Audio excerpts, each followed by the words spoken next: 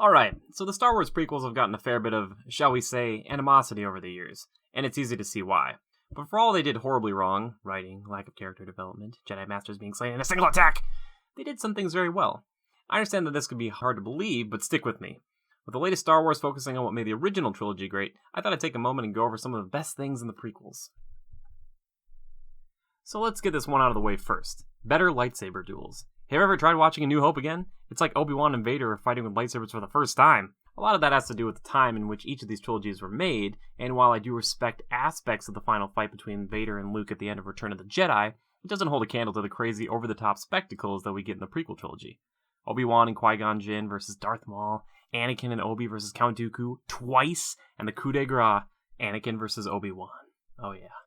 That's not even mentioning that Yoda even gets a few times to shine, which I've personally found equal parts hilarious and terrifying. I mean, how do you even fight that little guy?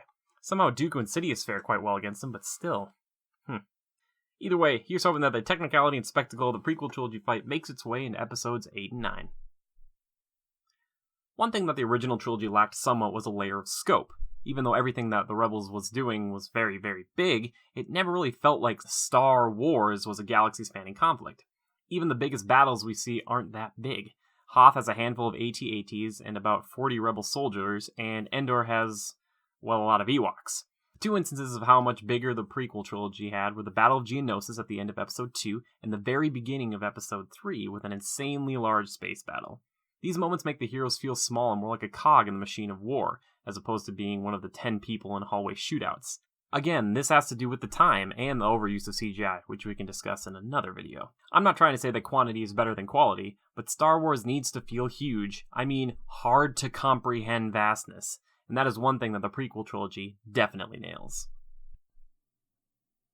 The time period in which the original trilogy was set is decent enough for the plot. It's an introduction to the whole galaxy, and not a lot is going on. We have an unknown amount of rebels with plans to the Death Star, and that's about it. People on Tatooine seem to be going about their lives with resentment toward the Empire, but aren't completely oppressed by any means. They farm, they drink at the bar, and basically live pretty boring lives. Same could be said for Bespin to some extent.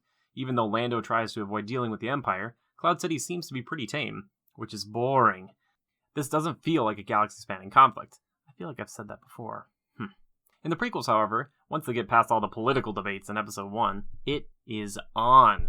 There's a droid army that comes out of nowhere, and another seemingly out-of-nowhere clone army that is shrouded in mystery that comes to oppose them. Thousands of Jedi attempt to keep peace throughout the galaxy, and are thrust into the roles of generals leading millions of clones to meet the droids on the battlefield. A lot is going on. My only wish is that we had a few more Sith, but that old rule of two keeps me from getting what I want. This period is so much more fascinating, far-reaching, that there are 6 seasons of Star Wars The Clone Wars dedicated to it. Yes, the Death Star is getting blown up is a big deal, but the grandeur and repercussions of the Clone Wars will be felt throughout the galaxy forever.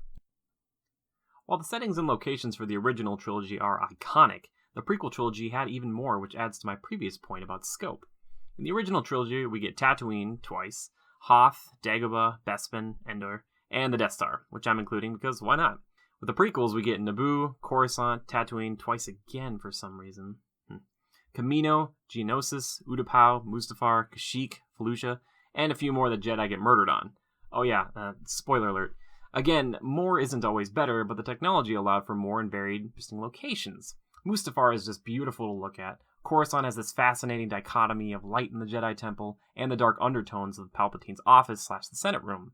And Kamino is just a perfect fit for a Star Wars world because it immediately strikes a foreboding and thought-provoking tone. Many of these choices would be nearly impossible to film in real life, and even though it feels a little bit heavy on the CGI sometimes, a lot of the time, the imaginative and distinct worlds really bring out one of the coolest aspects of this crazy galaxy, which we are constantly learning more about.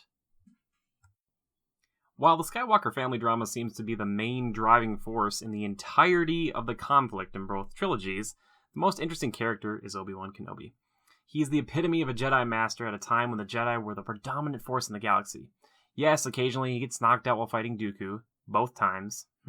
But besides that, we get to see an interesting arc of him throughout the prequels. He starts as a young Padawan learning from Qui-Gon Jinn, and soon after has his master dies and gets a Padawan of his very own.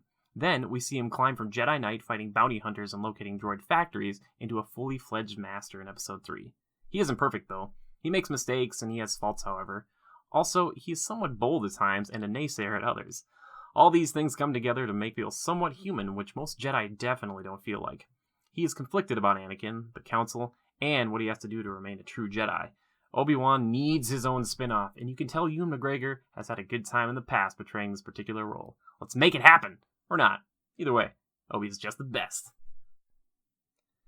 Those are the 5 things that the Star Wars prequels did very well. Agree or disagree? Let me know in the comments below. Also, don't forget to do all those YouTube things if you want. No pressure. Thanks, everyone. See you next time.